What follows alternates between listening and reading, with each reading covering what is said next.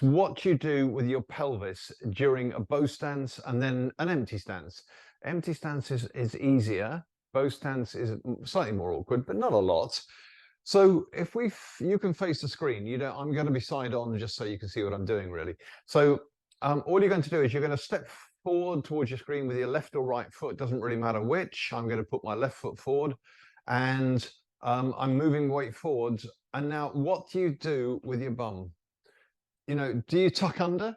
What are you trying to do with this? So what's the aim? Because when you sit back, let's do the sitting back one, it's a really definite tuck under. So you step forward with one foot or the other and you move your weight forwards. And now you're going to sit back. Well, what guides you back isn't you pushing off the front foot, it's you pelvic tilting. So you tuck your bottom under and that draws you back and then the toes up. So now go forwards again.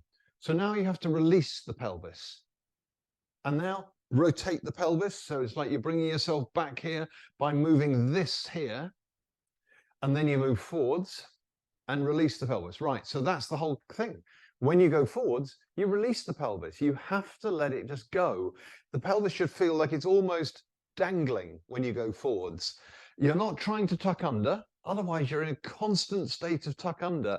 And you do need the spine to be able to flex. On the other hand, what you don't do, let me just pull this tight there. So what you don't do is go forwards and then stick your bum backwards like this. Okay, so I'm trying to go forward, stick my bum backwards. Well, that's no good. You just need to let it drop. Just let it hang. So you can't tuck under because you've got a leg left behind. So if I'm in this position, how can I possibly tuck my bum under if that leg is stuck behind? Because the whole haunch of the leg here, if you think you're a horse, you've got the buttock crease and you've got on a horse, for example, more obvious, isn't it? Because they call it the horn sheath. So it runs up and over the top of the pelvis, down the buttock crease and back down again. Well, if there's a leg stuck out the back, you can't tuck that under. But so all you can really do is relax the haunch. Just relax the whole haunch. So yeah, just try the other leg if you haven't already done so. So you settle, you place foot, and then you just move forwards. And as you arrive, straighten your back leg like we talked about last time, and just relax the pelvis. And now that relaxation turns into a pelvic tilt, and you're drawing yourself backwards by virtue of the fact you're sucking under. So you go forwards and release it. And it's the start of the tuck under, but you don't actually physically force a tuck under. You let go.